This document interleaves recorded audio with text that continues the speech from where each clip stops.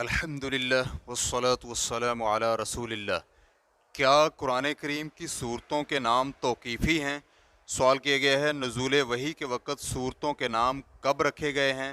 کیا نبی علیہ الصلاۃ والسلام نے خود اپنی زندگی میں صورتوں کے نام رکھے تھے، یا نبی علیہ الصلاۃ والسلام کے بعد عہد عثمان میں جب صحابہ کرام نے قرآن کریم کو ایک مصحف میں جمع کیا اس وقت انہوں نے نام رکھے؟ الجواب بعون اللہ سبحانہ وتعالی۔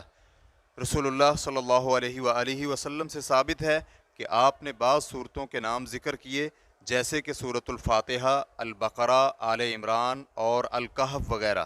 علماء کرام کے اس بارے میں مختلف اقوال ہیں کہ کیا قرآن کریم کی صورتوں کے تمام نام نبی علیہ الصلاۃ والسلام سے ثابت ہیں، یا کچھ نام صحابہ کرام کے اجتہاد سے منقول ہیں۔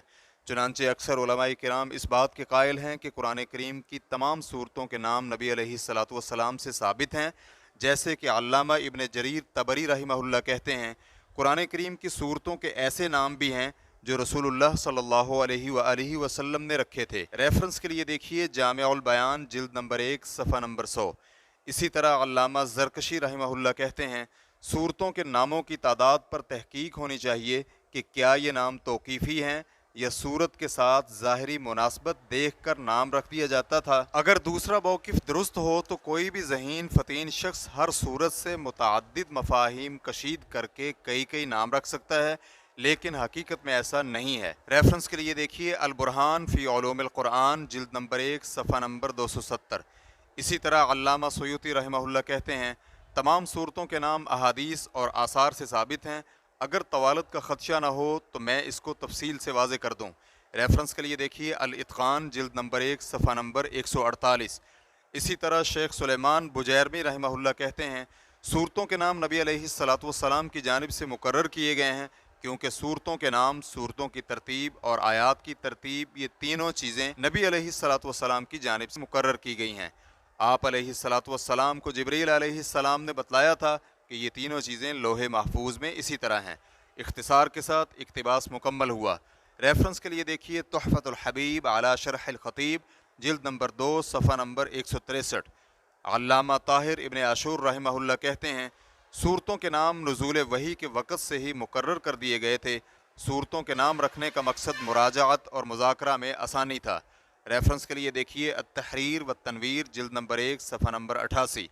معاصر علماء کرام میں سے جنہوں نے بھی علوم القرآن پر تالیفات لکھی ہیں، مثلا ڈاکٹر فہد رومی کی کتاب دراسات فی علوم القرآن صفحہ نمبر 118، ڈاکٹر ابراہیم ہویمل کا تحقیقی آرٹیکل المختصر فی اسماء السور جو کہ جامعۃ الامام کے مجلہ کے شمارہ نمبر 30 کے صفحہ نمبر 135 پر موجود ہے، جبکہ کچھ اہل علم اس بات کے قائل ہیں کہ قرآن کریم کی کچھ صورتوں کے نام تو نبی علیہ الصلاۃ والسلام نے رکھے تھے، لیکن کچھ کے نام صحابہ کرام نے رکھے ہیں، جیسے کہ دائمی فتویٰ کمیٹی کے فتاویٰ جلد نمبر 4 صفحہ نمبر 16 میں ہے کہ ہمیں رسول اللہ صلی اللہ علیہ وآلہ وسلم سے کوئی ایسی نص نہیں ملی جس میں ہو کہ رسول اللہ صلی اللہ علیہ وآلہ وسلم نے تمام صورتوں کے نام خود ہی رکھے تھے۔